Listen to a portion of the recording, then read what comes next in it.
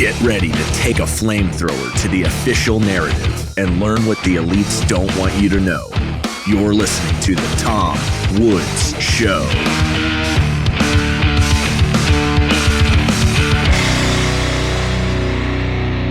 Hey everybody, Tom Woods here. It's episode 2625 of The Tom Woods Show. And we've got our old friend Jack Spirko back with us today. We're going to talk about something we've never discussed before and that I really haven't talked all that much about on the show. I've written about it a little bit here and there. And that is AI and but how to embrace it, what it can be used for. And the perennial issue of, is this the kind of technology that if you don't adopt it in one way or another, you're going to be left behind? So we're going to get into some specifics about that with Jack today. So Jack, welcome back. Hey man, thanks for having me on. I really appreciate it, Tom. I think I had you on my show like over a decade ago. It was so long ago we talked about Interview with a Zombie. Oh, geez, yeah. Yeah, so I just right out of the gate so I don't forget. It's long overdue. There's an open offer to come on and chat about whatever you want about my show sometime. Oh, I appreciate that. Thank you.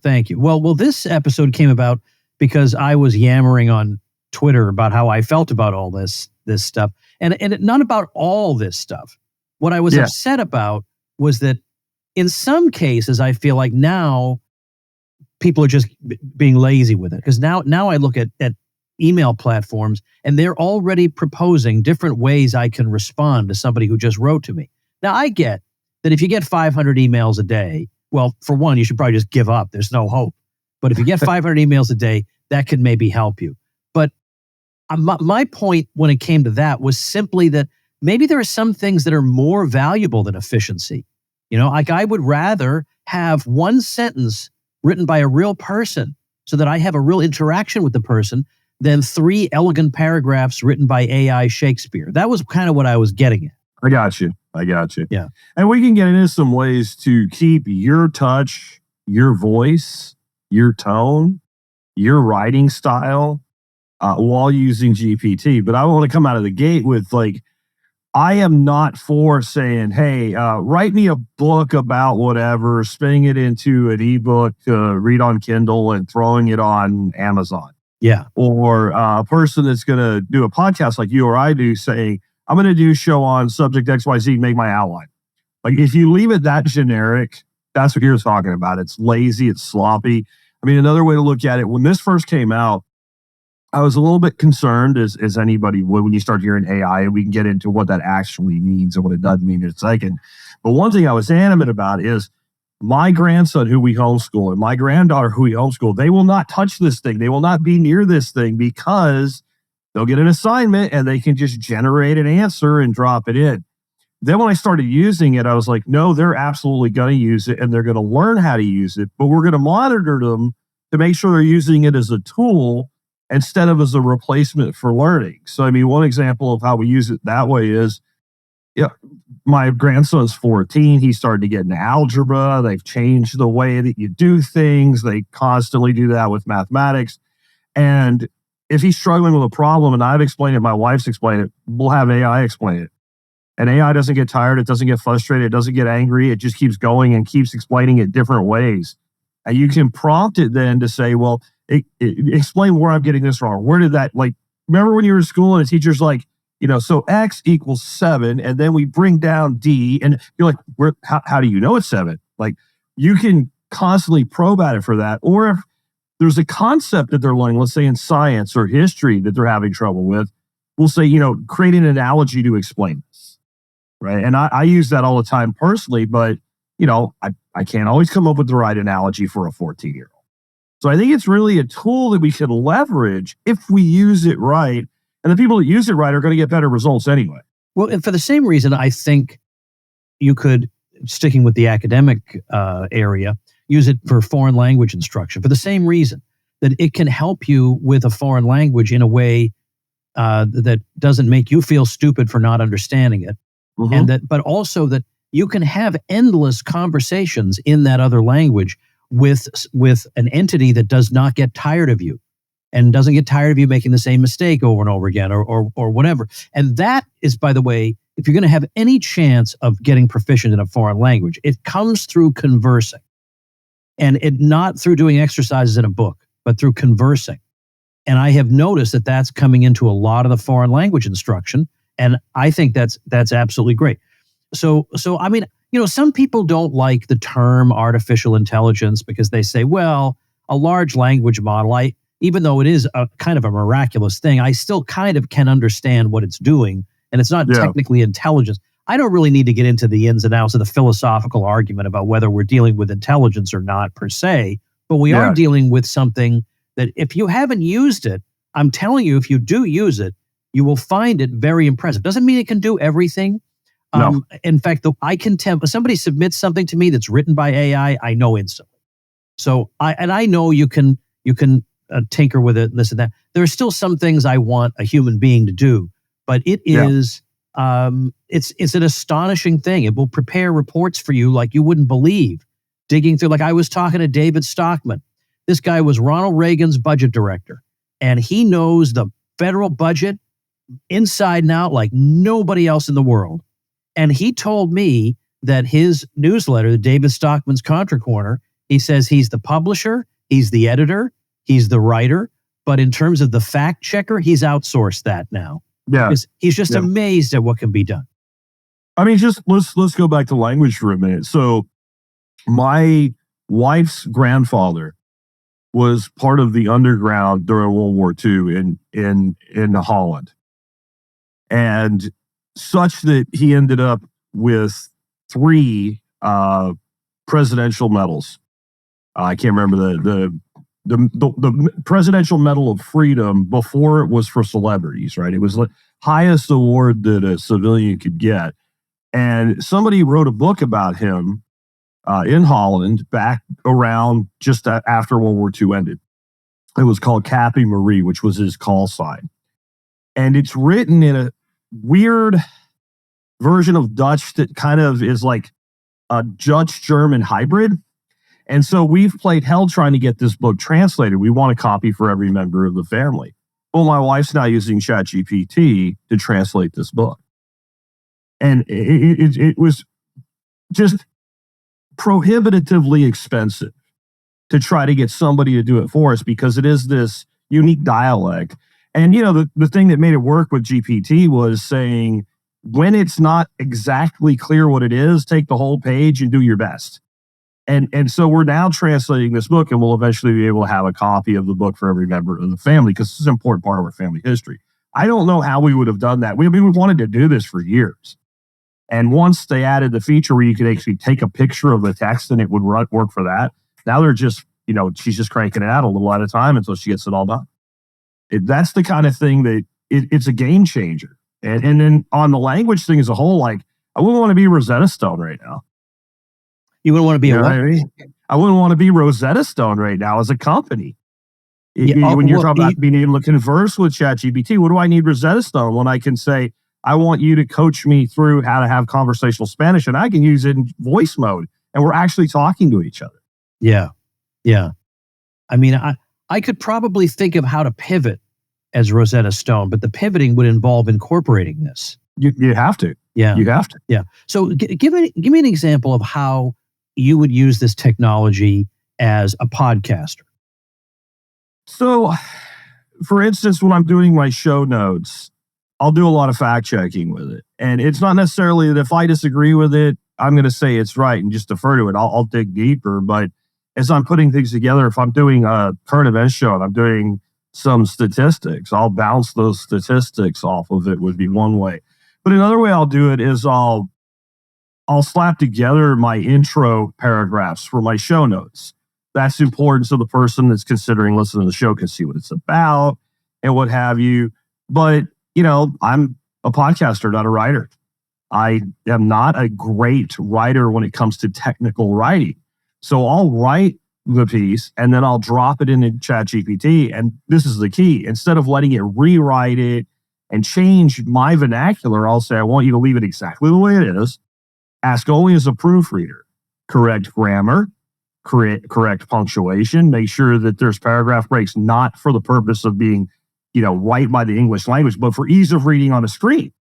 And so then it'll make that intro set of paragraphs, completely corrected for me. I'll drop that in there. But then I'll turn around to it and I'll say, okay, now take that and turn it into a 100-word promotional so that I can promote it. And I'll say, okay, now break that down to where it'll work as a tweet or an X post now within the character limit. Leave me room for the URL. And then I'll keep doing that and refining that. I'll take my bullet points because I present out bullet points when I'm on a solo show. And I'll say, take a look at my bullet points. Is there anything you would suggest adding or removing? And again, it's not necessarily the case that I'm going to do what it says, but I'll often find things, or I'll say, under this bullet, give me 3 sub-bullets that I can talk about, or things like that. Or I'll sit down and go, it's 9:00 in the morning and I don't know what I want to talk about today. And I've got to go live at noon. And I've been working with it so long and I have such a long history with it. It knows what I do. It knows who I am. Give me 10 ideas for a show today. So a lot of times I'm using it the way, back when I had a staff, I would use my staff. I'd bring my staff in a room and say, let's brainstorm this out. Those are just a few of the ways that I'm using it, because I also do product reviews. Sometimes I'll have it write a product review straight up. Sometimes I'll write the product review and have it corrected. Sometimes I'll write half the review and say, now take it and complete out the benefits and features list for me. It all depends on what you're trying to do that day. And I know what you're saying about losing something by not doing it all yourself, but there's days that product review wouldn't have went out if I didn't have that shortcut, or that show would have not had the depth in it if I didn't have that ability to do a deeper research with it. Hey everybody, let's take a minute to thank our sponsor, Persist SEO. If you're getting buried by your competition online, then build your brand, your reputation, and your lead flow with digital marketing by Persist SEO. If you're a small local business trying to compete against large companies in the service industry, then increase your visibility with Persist SEO. What if you have low or no leads coming in on a consistent basis? Well, then website search engine and conversion optimization can help move the needle to a more prosperous business model for you. Are you tired of cold calling and networking? Use your website as a lead generation engine. What if you're not showing up for your services in the search engines? Well, get found with Persist SEO Expert Search Engine Optimization. All you have to do is call 770-580-3736 or visit them at ineedseo.help for a free website audit and consultation. That's 770-580-3736 or ineedseo.help. Well, I've given this example a couple of times.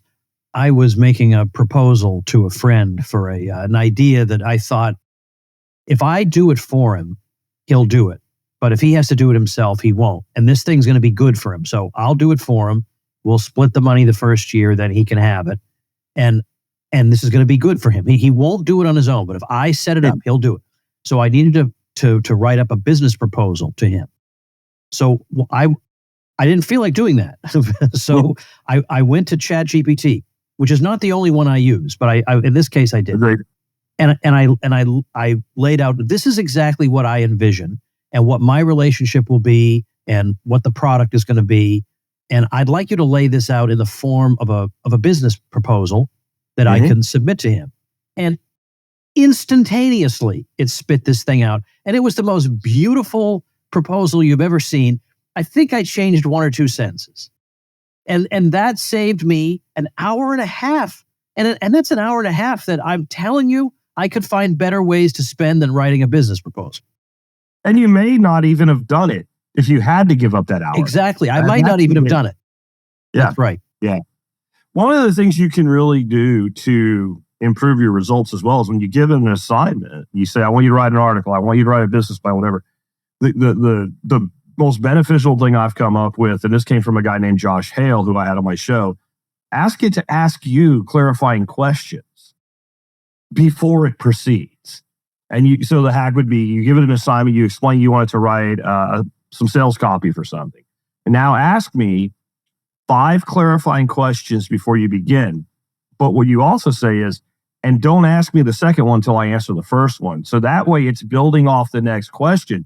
So it'll ask you, like, do you want to, focus on the features or the value or whatever? And you'll answer that. Then it'll ask you another question. And then you answer that question. And your results will go through the roof with quality And I do use other tools. We can talk about some other tools in a bit, but like with ChatGPT, now it's plugged into DALL-E, so it does image generation. So I do the same thing with image generation. I used to say, give me a thumbnail for my show. That's something I do a lot. And that's after we've discussed it and we've done the promo and everything. So it's a good understanding of what I'm trying to do. And a lot of times the imagery is just crap. And, but if you say, give me some ideas for an image, and it'll give you like 5 summary ideas. We could do this, we could go this way, we could go that way. And I say like, try number 3. And after a while, you start to learn that when you ask it to do certain things, it's going to screw it up. So if that idea goes in that thing, we just throw that idea out. We go somewhere else, and that'll speed things up. So, basically I've got a proofreader, a copywriter, I've got a brainstorm team, I got a research crew, and I got a graphics designer. But you have to kind of treat it that way. Like when you do the image generation that way, it's, if you had a graphics designer and say, I'm doing a show today on the Second Amendment, make me an image, and walked away, that designer doesn't really know what you want, but we're expecting, a large language model and an image generator to know what we want. So by doing that, you're having a conversation with a computer, but it's a discovery conversation so that it can give you more of what you're looking for. And, you can tell it, I want a 16:9 aspect ratio so it'll fit in a YouTube video. And so then I have this professional level of production from the show, and this could be anything depending on whatever it is, your listeners are actually doing. And I take what used to take 3 hours of my time in the morning, and I can do it in about an hour. That's 2 hours to do other things, like drink coffee and watch my ducks run around in the yard. Right. Yeah. I mean, so yeah, there, in some ways, it's freeing you from the drudgery of doing things you don't really want to do, and frees you up to do things that you do like doing, which is, in our case, spending time with people we like spending time with. Yeah. Let me play a little bit of devil's advocate in one area. This is because this has to do with that post that you responded to. I was responding to somebody who had written an article showing that AI is getting better at writing fiction. Now, initially, the big complaint about it was that it was not good at generating original ideas. It could rearrange all the data that it found out there, but generating original ideas, which is what you need in fiction, wasn't so good at. Now it's getting a lot better at that. And so then the question becomes, if it generates a really, really good novel, would I want to read it? And I'm wondering about this because I have never been a Luddite. I'm happy to accept what technology gives me, but I think this is forcing me to realize that when I watch a movie or I read a book, without realizing it, what I am looking for in addition to a good story is making a human connection with another creative being who belongs to my species. Let me give you another example of this. I could, if all I cared about was just speed, I would watch cheetahs race against each other. But yet I watch, in the Olympics, I watch human beings race against each other, even though I know that I could find a creature that's better than they are. But that's not what I want to watch. That's why we have women's sports. Okay, maybe the women in women's sports are not the fastest people on earth, but that's not what I'm there for. And so likewise, the question is, when I read a novel, is the analogy hold? I'm not reading that novel specifically to read literally the best possible novel that anything on earth could possibly write, but that I'm trying to have a human experience with another member of my species.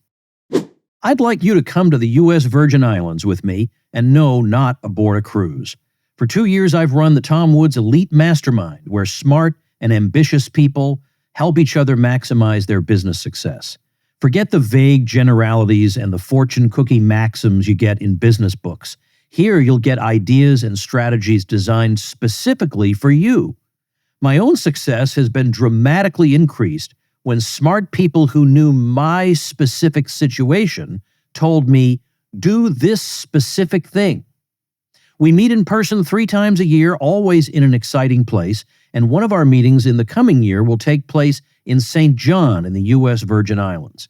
We'll sail around paradise as we help each other reach that next level in our businesses. And a certain magician who fooled Penn and Teller on their TV show will be there to do close-up magic just for our small group. If that sounds awesome, that's because it obviously is. If you want in, head over to woodsmastermind.com and let's talk. woodsmastermind.com. Yeah, and that makes sense. But I would say, like, the author who still wants to be able to deliver that could use AI a lot in the production of a novel. And some of the really slow, mundane stuff could be sped up. Like, when you are a really great fiction writer, one of the things you do is you build backstory on all of your characters and character traits and who they are and what have you. And even a lot of it maybe doesn't get directly into the novel. So you would map out, like, we got 20 primary characters other than your primary protagonist and antagonist, all their names, where they were born, etc. Like, you could develop the backstory on all these individual character sets, and you're still then writing the actual storyline, but you're creating a character, which is, it's a lot like role playing. I never really got into like the Dungeons and Dragons stuff, but it's a lot like that. You're creating this backstory. And I only know that because I did some research into fiction writing. I had no idea that they do that, but apparently they do. So that would be like one way you could use it, and maybe you produce a better product, but you're still getting that connection because they're the one that still came up with the story. I would also say that, like, a lot of times novels have places where the writer gets stuck and, like, bouncing off a research team. Like, what are 12 different ways this could go forward? And the one that they like, they then grab onto. And so I think it's more of a collaboration. I kind of look like everything that you do with this, if you're going to get the best results, it's about being able to use the tool well instead of the tool being good. And I think about, like, if you ever go to like a state fair or a big trade show or something, there'll be guys selling all kinds of widgets and like the one we went to, this guy was selling this thing to cut tile. And he's sitting there with a piece of tile and he's cutting like S curves in it and perfect clean breaks and everything. So we bought one. We brought it home. We couldn't do anything with it. Well, it wasn't because it didn't work. It's because this guy uses this thing every day. You give one guy a hammer and he'll hit himself in the hand. You give another guy a hammer, he'll build you a house. So I think you have to come at it from that standpoint. Would I want to read an article if it was 100% written, or a novel 100% written by AI? I don't really know. I think I would have to know what it's about and what am I interested in at the time. I read a lot of books by people that I couldn't tell you who they are, a week later, who they were. Some I'll remember, some I don't. Yeah, I get it. It's just that I am still wrestling with this. As I say, I think I have more credibility on this than if I had rejected the internet or tech or whatever. Sure. Right? I mean, I don't. I embrace these things, but I really am wondering, just because it speeds things up and makes things easier, does that mean I always want every solution that speeds things up and makes them easier? If it's gonna, I don't know. I can't be sure. I think it's an individual thing that people have to determine for themselves. Yeah, probably. There's people that won't read an ebook today because they like the smell and the feeling of a book. Right? I sympathize with those people as a purveyor of ebooks. I have to admit. Yeah. And it depends on what I'm reading. Like, I probably do audio or electronic for like 90% of the material I consume. There's certain books I want to be able to have something hard to look at. If it's graphics intensive, if it's diagram intensive, I think that we're getting better at that. But sitting on your phone and reading a Kindle app and it's a diagram intensive book, something like Jason Lowry's Sophomore doesn't really translate well like that. Well, let's address. I think one of the main concerns people have is that there may be an ideological bias in some of these tools. And how do we cope with that? I mean, I personally cope with that by just being aware of it and realizing that, I maybe there is a better way, but I use it for certain things and I don't use it for other things because I know what its limitations are. But what is your take on that? One, it's gotten better, and I think that's a market demand issue. There is kind of some placating to the woke crowd in there, and a solid leftist bias on some issues. That's definitely the case, but it seems to be less. And my guess is that if you look at ChatGPT, the business model is to give a freemium and then you can upgrade to a paid version. And it is usually the case that the people in that other group aren't big on spending money on things if they can get it for free. So The paying customer probably wants it more to work than to make them feel good. So I think that's done a lot. I mean, I had it make me an image of what's her name, Legrand, the head of the ECB. I called her Euro Karen, and it was totally okay with it. It made a hysterical graphic for me last week of Euro Karen. So that was something that if you had tried to do that like 18 months ago, it would have said that violates our terms or whatever. So it seems like it's gotten more, it's gotten less biased that way. But I actually think what's happening is they're building enough, we'll use the word intelligence, even though it's not right, is the best analogy, enough intelligence in it. It's beginning to learn you and what you're looking for and the approach you're taking. And it seems to be less. Now, if you start trying to use it to write a dissertation on how climate change is BS, that's going to be completely impossible to get anywhere with. Like, there are certain areas, as you're saying, we just need to not. But it often has to do with how you ask it. And if you explain what you're trying to accomplish, like, I'm trying to make an argument from this perspective, it generally will bring less of the other side's bias in. It'll actually, try to do that. But again, I think we need to look at it as a tool, and we're asking for pieces and parts instead of like a genie that just gives you something. I think that's a really poor approach to use with it. When we were talking about foreign languages, you were talking about being able to actually speak to the thing and hear it back. How do you do that? I think you can do it on a computer, like desktop edition now, but for a while you couldn't.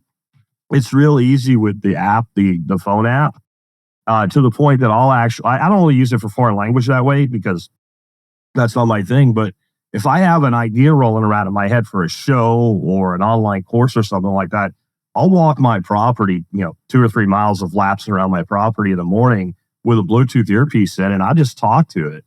On the app, I don't have my phone here. There's where you would do the input right next to it. There's a place that you hit just to go on the speaking mode, and you can select the voice you want it to use. It could be male, female, American, British, whatever you want it to be.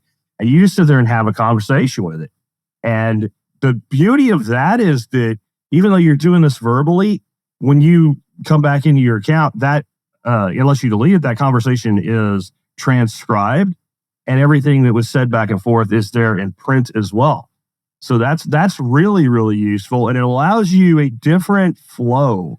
There's a difference between sitting down and and then it comes back up on the screen and you read it. When you're actually having the conversation, it feels a lot more like you're dealing with a person on the other end. All right, let's get back to the idea of making it sound like you. Now, early on, I think this stuff has gotten better just in the past year. Yeah. So I haven't really tried this in a while, but early on, I was curious. I wanted to know if it could write something that sounded like me. And also I wanted it to, like, I would feed it a sales page text and ask, could you come up with a really striking headline for that? Mm-hmm. Now, so far, it wasn't very good at that. Like it was very workmanlike, very like bland kind of thing. I think it's gotten better at stuff like that. But in terms of sounding like me, I don't know. Maybe it's like how you hate hearing your own voice on a recording, because I sure hope I don't sound like this. But I don't think I would ever want to do it. I mean, I don't. When you say sound like you, do you mean what entity on this earth? Well, go ahead. Do you mean when you're saying this, just so I understand what you're asking me? Do you mean using like the voice tools where you train it to? No, I mean like to write like me, to write voice. like in my voice. I just want to make sure we're in the same place. Yeah. And the thing is, the one entity on this earth that I know will sound like me is me. And I know I could do a lot more stuff if I had another me, but that's okay. I don't want it to sound like me. I want me to sound like me. Like I don't mind writing my email newsletter every day. I enjoy that. It's good for my brain. Mental activity is going to keep me from getting Alzheimer's. I don't want to outsource that to it. But again, I know you would say, then don't. If it's not something you want to do, then don't. Then maybe don't. It depends on how much time you have, right? But the other side of it is, if I have it write something for me, I still read it and I still edit it. right? So it's not like I just trust it. I would never trust it. But getting it to sound like you is actually really easy. What you do is give it 2 or 3 pieces of your writing and say, I want you to analyze this for style and voice. And then, you also want to tell it what you don't want it to do, so it's not wasting your time with tons of shit. Like, don't explain it to me. Just tell me when you're done. Like, I talk to it like kind of like a dog, like, do this and don't do anything else. And it'll come back. It'll say, okay, now I've analyzed that. Then I'll say something. If it's sales copy for a product, I'll give the product URL, maybe a couple reviews on the product from other people, and say, now I need sales copy. I'll give it the word count that I want. And the angle that I want. And I'll even part of what makes it me is I recently did one. I don't know if you're familiar with the AeroPress for making coffee, the little press machine for coffee. Pretty cool. So I told it why we love it. The fact that my wife, as soon as I made her the first cup of coffee out of it, told me just get rid of the French press. I want that from now on. And some little hacks and all. So I gave it, I basically wrote it without writing it, and then let it turn it into formal sales copy. So it was more collaborative than, hey, take this URL and write something that sounds like Jack Spirko. It works a lot better that way. And then again, after all that instruction went in it, now ask me. And when you come up with a good prompt, now ask me 5 clarifying questions. Do not ask me the second question until I ask the first and continue from there. I have a little text file with all those prompts. And so when I'm ready to do something, I just grab that prompt to drop it in. And then when we work through those clarifying questions together, it's a lot more like having a copywriter who you're giving instructions to at a desk than it is having some outsourced person, let's say having somebody write your stuff, 12 states away that you just sent an assignment to. Yeah. And I think that approach will, if you try it, I think it'll surprise you. And the speed at which you'll be able to move. And when you read it, do you feel like you wrote it? That's the other thing. And again, don't expect to just cut and paste it and walk away from it. I don't think I've ever taken a piece of copy from it and used it 100% as it was. There's certain pieces and parts where I'll expand on it, but a lot of what we write, there are pieces of it that are just, it's there because if you don't put it in there, the rest of it won't connect.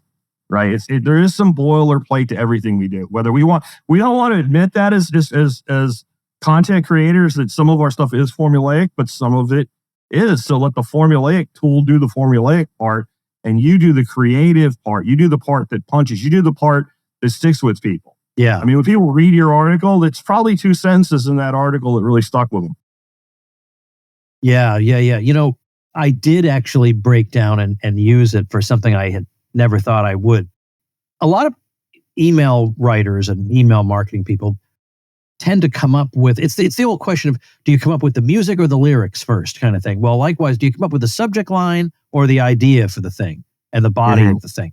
And a lot of people come up with a snappy subject line and then they want to write an email around it. I'm not that way. I write what I want to write, and then I think, what would be something catchy enough to get people to open this darn thing? And so there was a day where I had sat there for a solid half hour staring at this stupid thing I had just written and wanting to know what on earth can I possibly do for the subject line. So you know how the story ends. Yep. I asked it, look, I inputted, I said, I just wrote this email. I want people to open this. What do you recommend as a subject line? It gave me 10 suggestions. 3 of them were pretty good. One of them was excellent. And I used the excellent one. The excellent one, in my opinion, was excellent just because it's so... I want the subject line to grab their attention, to be a pattern interrupt. So the subject line I went with was, Nixon was right. Now you have to, that's like a burr in your saddle until you find out what the heck I'm talking about, right? Yeah, I think I remember. I think I got that email from you. Well, now you know. On your list. Nixon was right. And it was just about, that Nixon had once said about how difficult it is to write a book, that it's one of the biggest workouts you can give your brain.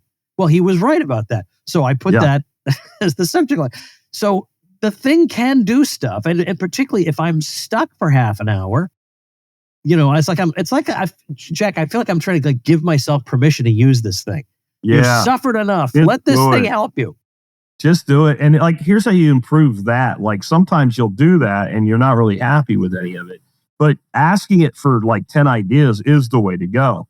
Then look at those and say, like number 3 actually it's decent. Let's say, but it's not perfect. It wasn't that succinct. Okay, give me variations of number 3. And then it'll give you 10 variations on that. And a lot of times when I'm doing that, I'll be like, these are all not good, but that one, and I'll go ahead and I don't know if this is really being kept in the history to the point where it's helpful, but I'll tell it like, I like number 3, but I changed it to this, and this is what I'm using. So that it's learning, if that's the right word for it even, what I'm looking for, what I want. And it's becoming more and more tailored to me. I've been using it heavily for about 2 years now. And I feel that's part of why I'm getting the results I am, is one, that it knows me, even though that's not the right word. It's familiar with my wants and needs, but it's also, I've gotten really good at knowing what not to bother with. If it'll give me a certain idea for an image and I'm like, that would be great, but I know you're going to, I'll even tell it, like, I know you're going to fuck that up. So go with number 4 instead. Like, because I just know it's not going to work, you know? Yeah. And that's the thing, is to never really ask for one thing. But I've done things like, you know, this title's really clunky and long for a podcast. It's going to get chopped. Can you shorten this for me? And keep it as punchy as it is, but shorten it for me. That's another thing that it'll do. And again, it is really great for, you know, I need it to be under this character count for what have you. Or now that we have the whole thing worked out, I'll drop all my show notes back into it. Including all the bullet points and everything I'm going to use to present, or I'm going to ask my guests, and I'll say, act as an SEO copywriter now and write me a 160 character limit SEO description tag, right? And that's the kind of thing that on a day I'm really busy, I know I should do that, and it should go in that little field in the WordPress box, but I'm going to skip that today. When I have a tool that'll do it for me, at least there's one there. And that's not really something for people to look at and go, oh, this is brilliant. It's so that if I get somebody searching on Google and they find the result, that description tag, the biggest thing that does is give them an understanding of that listing they're looking at. So they're more likely to actually click my listing versus the other 9 that are sitting there on the front page. And I've been doing SEO, Tom, since 2001. That's kind of my background. I have a real heavy background in search engine optimization. I used to do some really, just honest to God, evil black hat bullshit with SEO, using database-driven sites and things like that. And it's as good as me.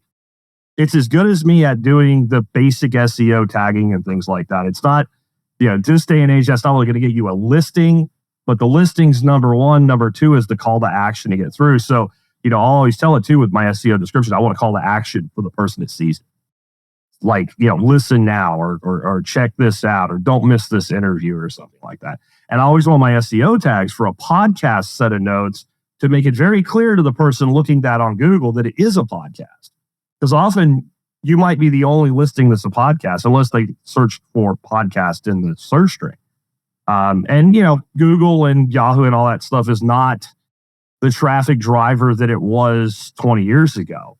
There's a lot of other ways people find content now, but it's still, you know, 60%, 70% of my non-direct traffic, like anything that comes from a third-party source, it's still mostly search engines. And so you don't want to leave that out. You know, when you put up your podcast on Friday of this one, you want to have good SEO incorporated into the notes, because otherwise you're less likely to attract the most important thing for a content creator, new people, right? I'm sure you do a lot. You're probably more of an email type person than me. So we have a lot of ways that we can bring back people to the fold. We get them to subscribe on one of the podcast platforms. Well, they're going to get all the new episodes. It's the new people that keep you growing and keep you building. I would guess that as somebody who has been using this kind of technology for some time, that you have stumbled upon ways of using it, or areas of life in which you can use it that a lot of people might not have thought of. Now, if I'm right about that, can you share examples of that?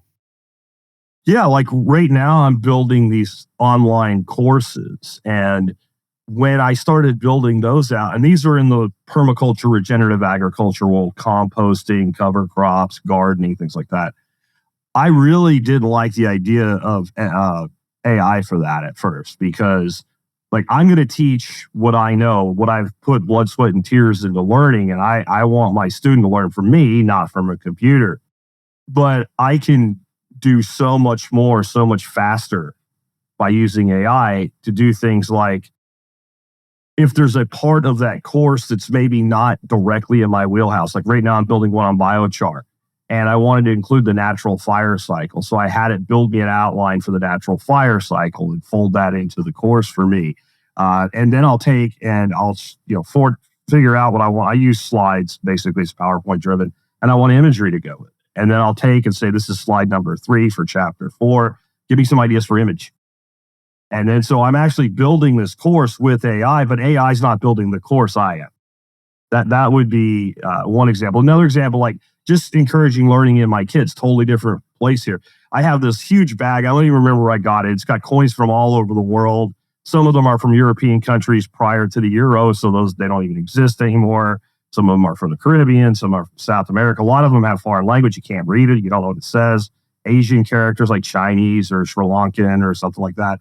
And so what I had my grandkids doing is every day I'd give them a coin. They take a picture of it with AI and say, explain it to me. Explain it to me. What is this? Where's it from? Is it still legal tender? What's it worth in US dollar value? And that was really interesting to them, right? Like, I was teaching them geography and some history and economics, but they didn't know they were learning. So we were tricking them into using a tool to learn. That's an example there. And honestly, I use AI more than I use Google now, either Grok on X or ChatGPT. If I have a question, I'm not going to Google with that. I'm going to AI with that. And I might end up going to Google if I need more information, and I want to dig deeper, but I use that all the time. I'm a little missing. There's something I want to say, and it won't, like you were earlier, it won't come to me. So maybe we'll move on and it'll come to me. Well, I definitely have other things I want to ask you. Like, for instance, for somebody who has resisted this up to now, what would you say are the basic tools that you should get familiar with or try and use?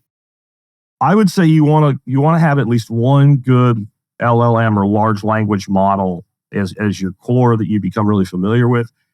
I like ChatGPT. I know there's some other really, really good ones that are coming out, but there is that first mover advantage. There's a reason it's hard to get people to switch their make of phone, and it's not really that big of a deal to do it. So I've got really familiar with that. But a good large language model, I think, is very useful. There's another tool, though, that I think is really beneficial to people that like to learn, like to do research, students, etc. And it's made by Google. It's called NotebookLM. I don't know if you're familiar with NotebookLM. No.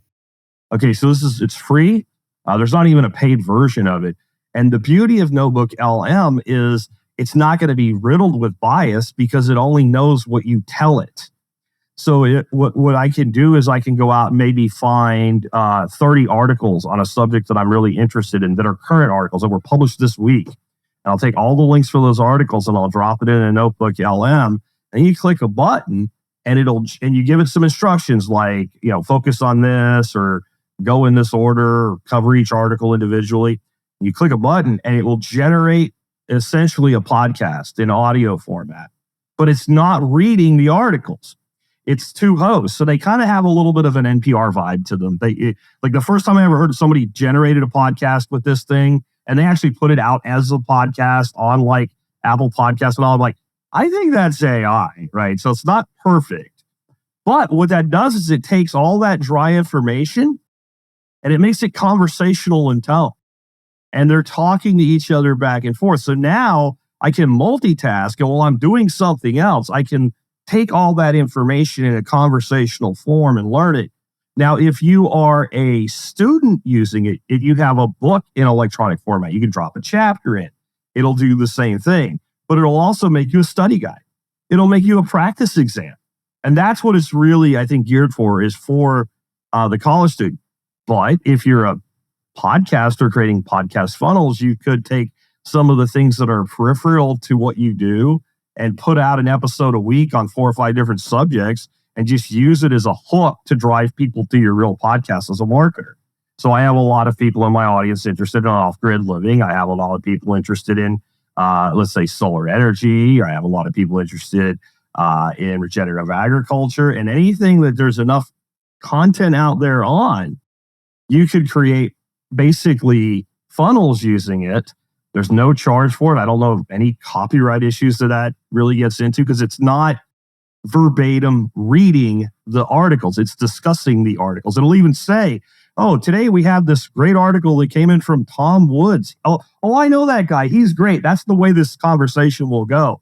And he was talking today about the blah, blah, blah. Oh, that's interesting. Tell me more about that. And that's how that conversation goes. It's one of the coolest tools I've seen.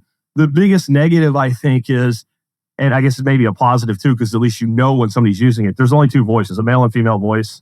You can't change it. You can't make it Joe Rogan or Jack Spirko or Tom Woods or something like that. But that's a really awesome tool. And again, it's totally free. It's called NotebookLM. Okay. All right. Well, I made a note of it.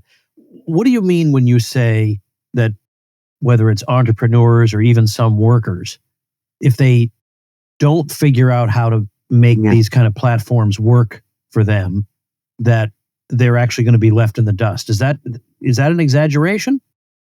No, it's not an exaggeration. It's absolutely the case. So, I'm a podcaster. I'm a solo podcaster. Some of these really big shows, they have an editor, a designer, a marketer, right? I don't know how many people you have working with you. I'm 100% solo. I can move now like I have 5 or 6 people working for me without paying them. So even if I do have 5 or 6 people working for me, well, then I can have them move each, like they have a team of 4 or 5 people working for them. How is your competitor going to keep up if you're able to move quicker? Now, if you're really bad at what you do and the other person doesn't use AI, they're really good at what they do, that's probably not going to make up the difference. But in kind of your zone, your league, let's put it that way, your level of competition that you're at right now, if you're not using these tools and all the people that you're competing with are using these tools, then you're going to simply be outworked because you can't keep up with a machine that doesn't give a damn about a coffee break. It doesn't care. It's going to just keep churning it out. But there's more to it than that, in that, so you're not a power user of this stuff. At least you know how to use it. You have some exposure to it. But it would take you probably a while before you could move with it as quickly as I could. Let another 3 years go by like that. Right? Let another 3 years go by like that. And then take a person who doesn't use it at all. And, 5 years into it, now they're competing with you. And you've got this worked out, and you've got this history, and you know what it can do, and you've developed a formula. And now this person's coming out of the gate trying to learn from square one. The same thing with employees. You're at an office, if I'm an employer, I don't really care how you get your work done. I just care that it gets done and it gets done right.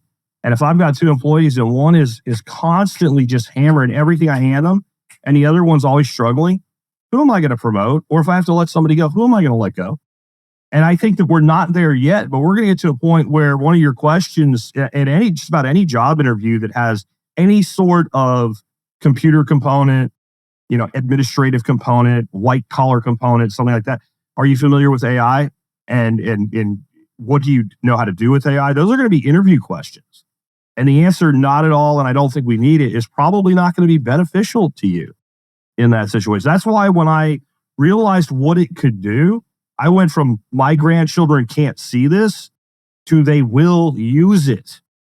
Because think about, my grandson's 14. By the time he's, let's say, 21, 7 more years of development in this. And he's going into the workforce as a 21-year-old young man. My granddaughter's 8.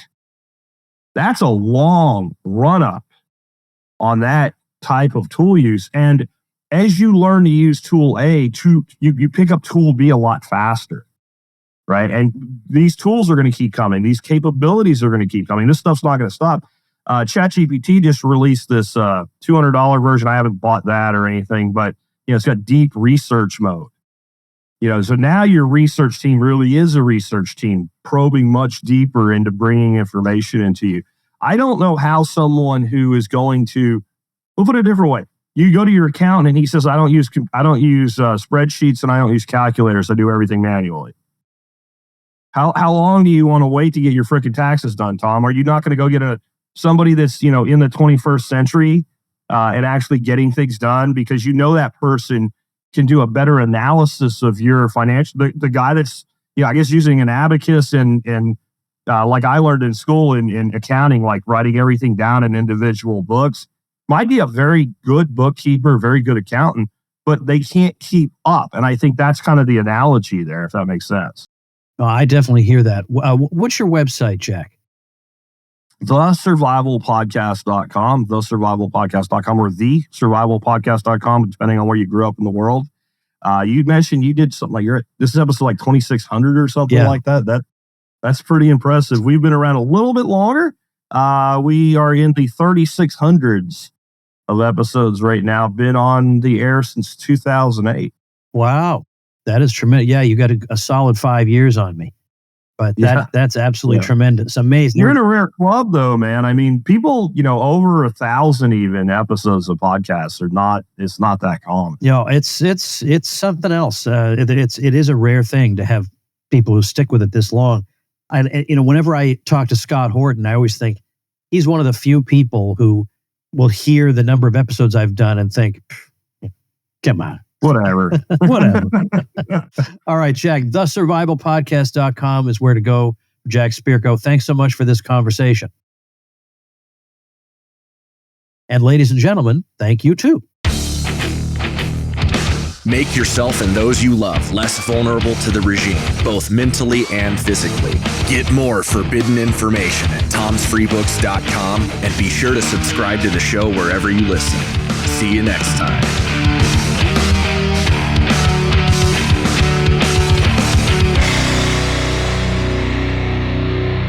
Like the sound of The Tom Woods Show? My audio production is provided by Podsworth Media. Check them out at podsworth.com.